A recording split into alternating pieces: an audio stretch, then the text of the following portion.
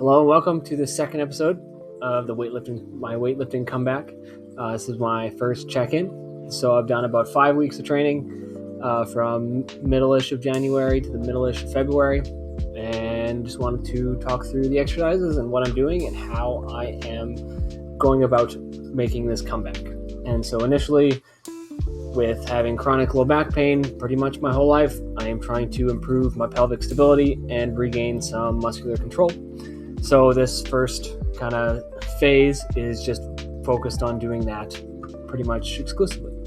So I'm going to hit play on this squats video here, and we'll go from there. So here I have week 1 and week 2 doing very slow eccentric work. And if I pause here at the bottom, you can see the difference of me wearing flat shoes and me wearing heeled weightlifting shoes. I thought I was going to do this in flats, but just looking at how much better the bottom position is, I think it's best for me to do this in weightlifting shoes, especially if my goal is to come back and compete in weightlifting again. So you can see how much more upright my torso is here compared to this one, and just that knee forward angle is just so much better, just a much better position this way. And so I'll hit play and we'll go through this. My goal for doing is to do super slow eccentrics. So you can see I'm trying to count to about 5 seconds, and then hit the bottom, pause a little bit more, and then come back up. And one of the things that I'm really improving is trying to get this control in hip flexion. So right at the bottom, you can see here, there's a little bit of that butt wink. And so I hit the end range of my flexion, and then my butt back rolls under. So I'm really trying to improve that and gain that control in that way, on top of making sure I push with my legs as opposed to having my hips come up and then using my back to complete the squat. So this is kind of the whole plan, to really make sure that my low back is comfortable in this position and make sure my glutes and quads fire correctly. Okay, here we have the difference from week 2 to week 5. And if you look at kind of the bottom positions here, I'll pause again.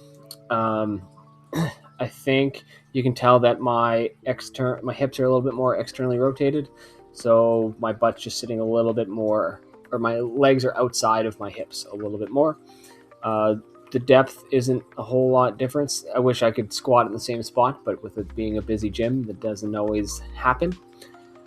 But yeah, I don't know if you can notice the difference in the bottom position, but I do feel more comfortable after doing this for 5 weeks. So I was doing 2 sets of 8 reps at this 5 second per rep. So it's about 1.5 minutes per rep. So it's quite a lot of time under tension, and is very neurologically taxing. So I was definitely fatigued after it, because I'm training brand new patterns and spending so much time. So each kind of squat session was about 3 minutes of specific, very much work. I didn't do more than 2 sets. I wanted to do only 2, because after that, it seems that you don't make the same amount of gains, and I don't want to be super fatigued all the time. So 2 sets keeps the soreness down, keeps that neurological fatigue, and I think it'll be just enough to keep doing what I am doing. I'm all about lowest effective dose. So if 2 sets is going to work, 2 sets is going to do the job. So just see again, you can see kind of as I get to the bottom, there still is that little bit of a hip hike or hip dump, even at this last month here, or last week, but it is definitely still improved, and I am definitely feeling better from week 1 or 2, whatever it was. So definitely making progress here. But next we'll move on to the deadlifts. Here they are. So I did the same kind of things I did with squats. First week I went with flats. Second week I put on the weightlifting shoes because it's more sport specific. And so the trouble area here, as I pause it, is that hip flexion area. Same thing again.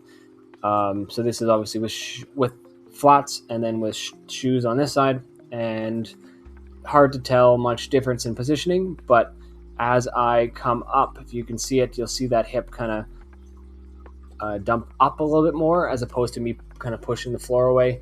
So you can see that rep was pretty good. But if you're looking at this side, there will be some, it's kind of like it locks in a bit later. So you see I'll come up, and then you lock in where the knee moves. So you want to move in one consistent unit as opposed to have it be like hips and then knees, or knees and then hips, or whatever kind of order is there. So that was what I was really trying to focus on, and I could tell that at the bottom of the motion, I'm not really using my glutes. That was a really good, nice, slow rep, that one. Hopefully, let's see if I can. Next one is a bit chunky. Yeah, okay, that one was too good too. So this week I was really focusing on that and really trying to push through the floor and use my glutes on the way up. So, and that you can definitely see that in the next set here, that there are definitely some reps that are a bit weaker. So really trying to make it push from the glutes up all the way and really have it be that one pattern that I want. And so same thing week 2 to 4 or 2 to 5, pausing at the bottom. Can't really tell a difference of the bottom positions here, but there's some of them that you can tell that as soon as I get off the bottom, my hips go, my back or angle kind of dumps forward, as opposed to me coming up as one unit. So that was really what I was trying to focus on here, and really needed to make sure that I was paying attention and focusing on going slow off the floor, because if I didn't, I would just go back to old patterns and just do some. That one, you can see the knees went first and then the hips joined in the movement afterwards.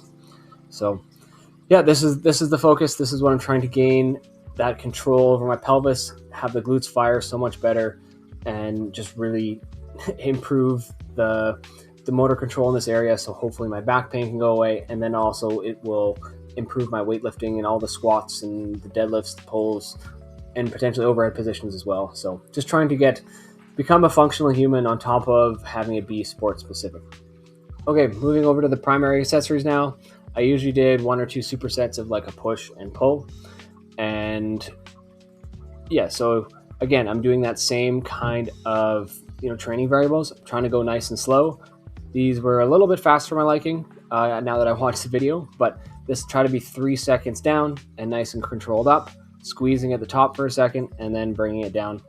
So this is just a pretty classic dumbbell row. I like to add a little bit of rotation in just to get the scapula moving, because my shoulders are quite tight as well. So I really want to gain that same type of motor control that I want in my low back and in my glutes and hips to the upper body.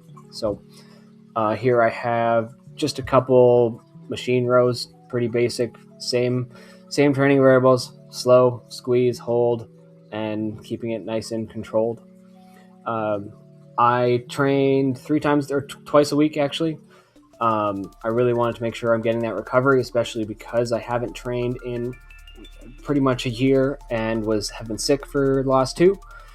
So I just want to make sure that I'm getting that recovery in, and that I'm actually, able to come back to the next workout and integrate those movement patterns. It's not just about trying to build as much muscle as I can. So here, similar type of deal with the single or the push stuff. So as you see with all the rowing, it's always one arm at a time. Really want to focus on that mind-body connection to that one side. And so then here I'm doing the same thing with the upper body, is doing one arm at a time, slow and controlled, and then switching to the other arm. One thing I like about the pressing and having both up at the same time is that it forces me to activate the other side of the chest and the shoulder and the scapula and all that musculature there at the same time as the other one is going. So it's just less rest and keeps you activated and connected the entire time. I also always like to do full body workouts. I don't want to destroy one body part. I'm trying to keep that fatigue to a minimal and really just train my whole body every day and let my body recover in one unit. And because my goal is not, muscle development, I'm not an advanced bodybuilder. I'm just trying to move better. And then once we get to be more sport specific, things will change a little bit. But for now, it's recovery and improving motor patterns. And so here's a couple shoulder exercises that I did that were very in that same kind of very similar training variables, however you say it.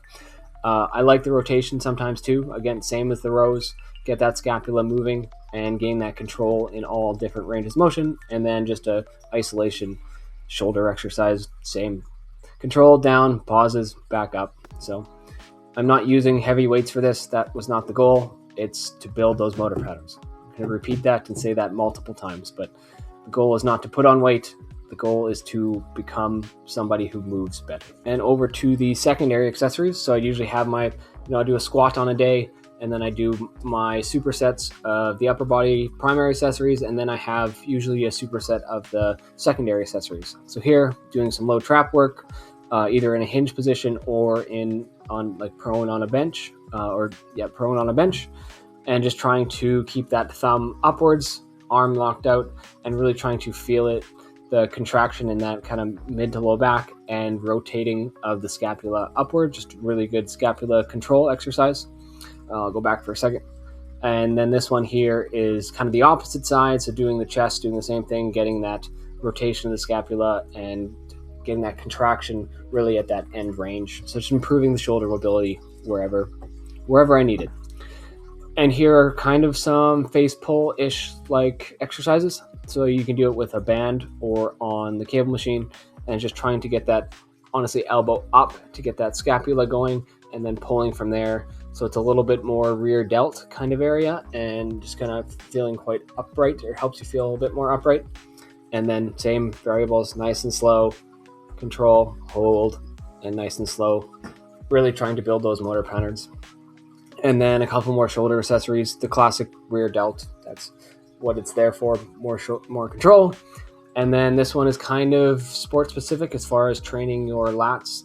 In like the deadlift and weightlifting, you need to have those lats activated so you can pull the bar into you, on top of me trying to just get to end range on at max flexion here, as my shoulders are not that flexible, and just trying to really get that scapular upward rotation as much as I can, and train it in that position where it is a stretch so my body feels safe and that mobility will continue to improve. And here are a couple kind of scapular specific exercises. I call these the Jesus horizontal abduction, just because you're kind of out in this crucifix position, and then with your palms facing entirely upwards, biceps locked out. It's a really good kind of long head of the bicep exercise on top of gaining that scapular control. And for me, you can go all the way to the front until you reach the end range of your chest mobility without trying to roll forward. And it feels really good. It feels like it's really focusing on your scapulas to be in the proper spot, and then be able to move your arms in abduction at the same time.